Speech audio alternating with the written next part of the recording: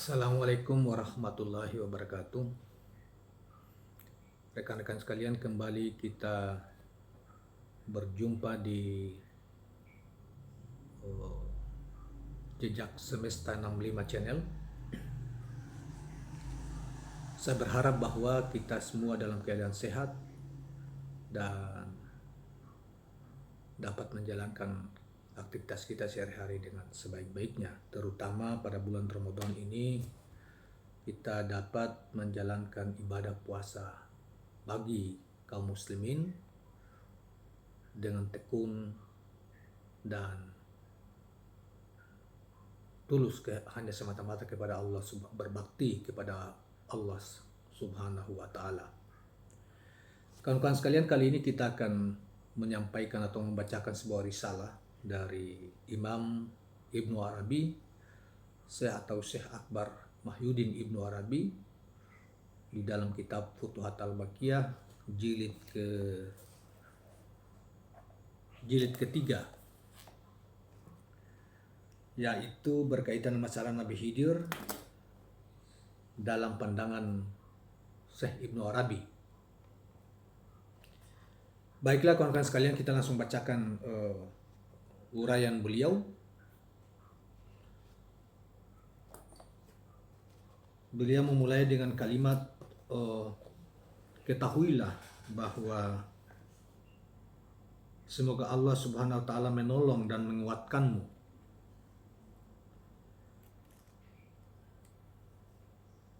Sang pasak yang dimaksud di sini adalah Nabi Khidir alaihissalam, sahabat Nabi Musa alaihissalam.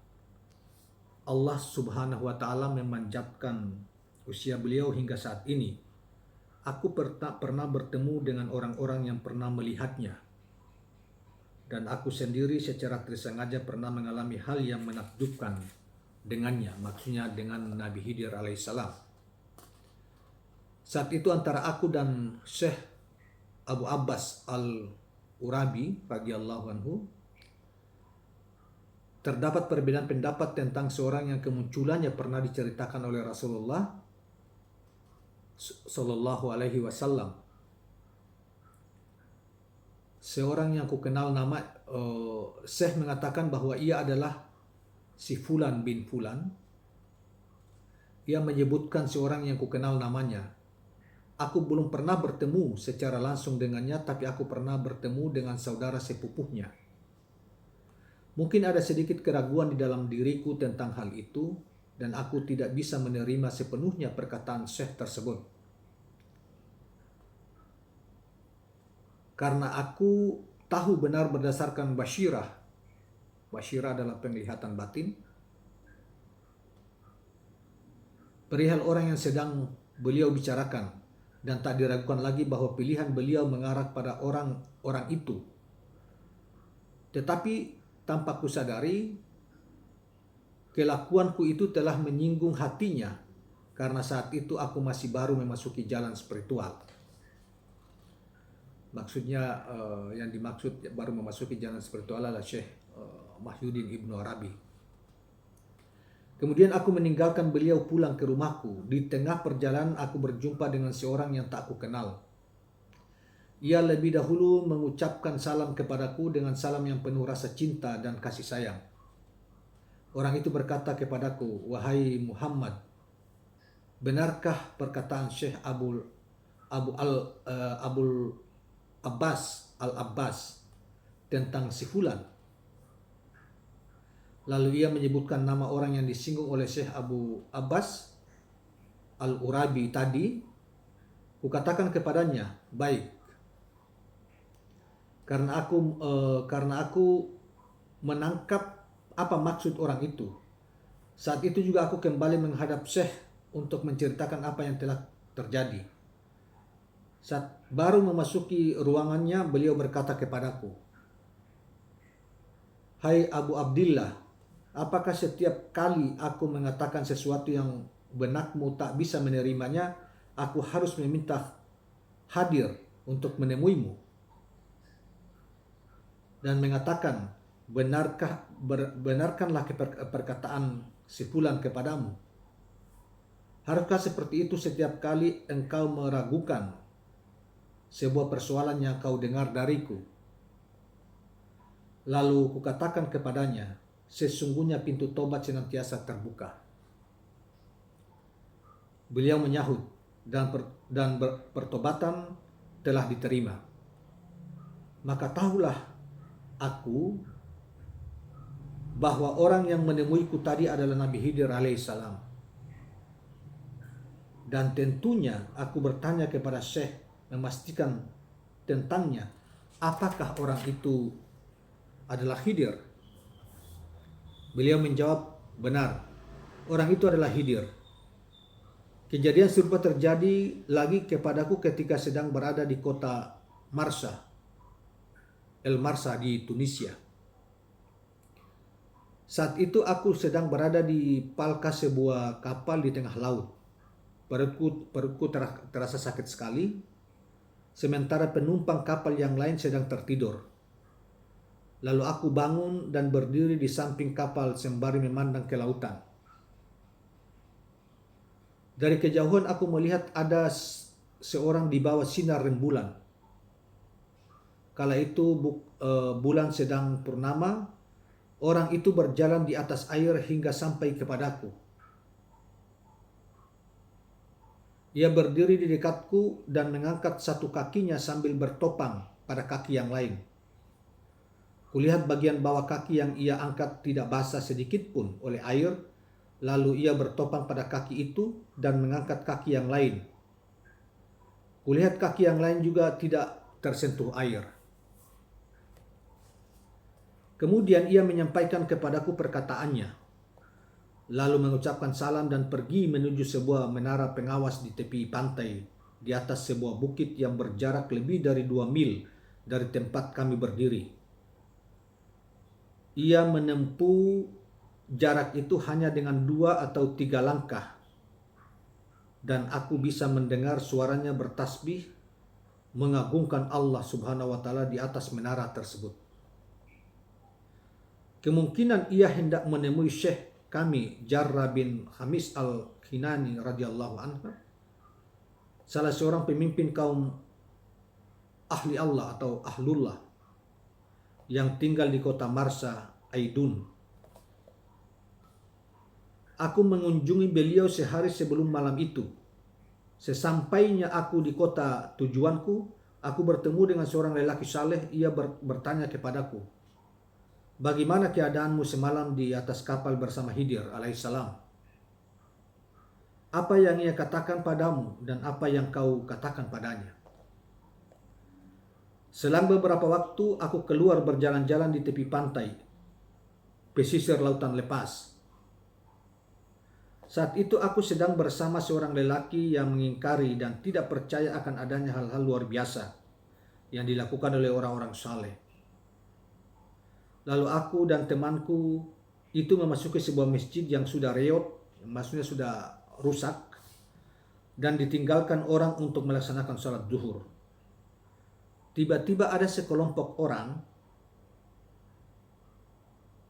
tiba-tiba ada sekelompok pelancong asing menghampiri kami hendak melaksanakan sholat bersama di masjid itu.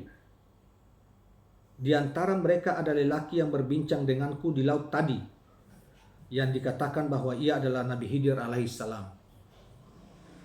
Di antara mereka juga ada seorang lelaki dengan derajat yang tinggi, lebih tinggi kedudukannya dari orang itu, yaitu maksudnya lebih tinggi kedudukan daripada Nabi Khidir alaihissalam. Sebelumnya aku pernah bertemu dan bersahabat akrab dengannya. Aku berdiri mengucap salam padanya. Ia membalas salamku dan terlihat senang melihatku. Kemudian ia maju untuk mengimami salat. Ketika kami selesai salat, sang imam keluar menuju pintu masjid dan aku mengikuti di belakangnya.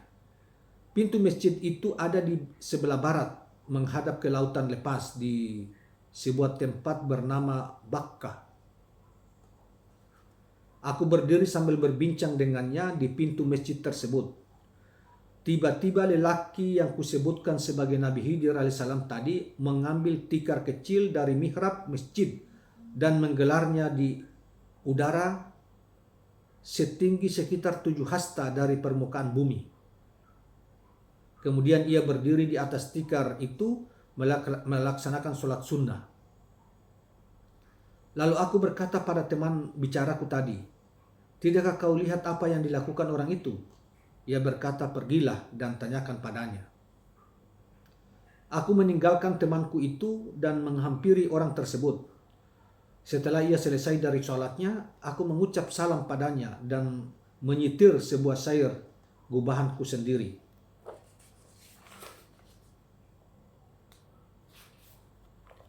Kemudian orang itu berkata kepadaku, wahai fulan, tidaklah aku lakukan apa yang kau lihat ini kecuali untuk orang yang ingkar itu. Ia menunjuk kepada temanku yang mengingkari adanya hal-hal luar biasa dari orang yang saleh tadi. Ia sedang duduk di tengah masjid melihat ke arahnya, agar ia tahu bahwa Allah Subhanahu wa taala bisa berbuat apapun yang dia mau dengan siapapun yang dia mau. Lalu aku menoleh kepada temanku yang ingkar tadi dan bertanya kepadanya, bagaimana menurutmu? Ia menjawab, apalagi yang bisa kukatakan setelah aku melihatnya sendiri. Setelah itu aku kembali ke sahabatku yang menunggu di pintu masjid tadi. Aku berbincang sejenak dengannya dan kutanyakan padanya, siapa gerangan lelaki yang salat di atas udara tadi? Aku tidak menceritakan padanya tentang pengalamanku tempo hari dengan orang itu. Dia menjawab, dia adalah Nabi Khidir alaihissalam. Lalu ia terdiam dan rombongan orang-orang itu pun berlalu. Kemudian kami melanjutkan perjalanan menuju kota Rutah, kota wilayah provinsi Cadiz di Spanyol. Sebuah tempat yang banyak dituju oleh orang-orang yang saleh yang melepaskan diri dari kehidupan duniawi. Terletak berdekatan dengan kota Buskunshar di tepi pantai Samudra Atlantik. Demikianlah kejadian yang pernah kualami dengan sang pasak tersebut. Semoga Allah Subhanahu wa taala, saya ulangi, yang dimaksud dengan pasak di sini adalah Nabi Khidir alaihissalam yang tadi kita sebutkan. Semoga Allah Subhanahu wa taala memberi manfaat kepada kami dari pertemuan dengannya. Ia memiliki sebagian dari ilmu laduni serta rahmat dan kasih sayang bagi seluruh alam semesta. Sesuatu yang memang selayaknya didapatkan oleh orang yang berada pada kedudukan seperti beliau. Dan sungguh Allah Subhanahu wa taala telah memujinya di dalam Al-Qur'an surat 18 ayat 65. Saudara sekalian, demikian penjelasan dari Syekh Ibnu Arabi. Penjelasan yang dikemukakan berdasarkan pengalaman pertemuannya dengan Nabi Khidir alaihissalam. Semoga bermanfaat dan menambah pengetahuan kita tentang hal-hal yang berkaitan dengan ini. Terima kasih. Assalamualaikum warahmatullahi wabarakatuh.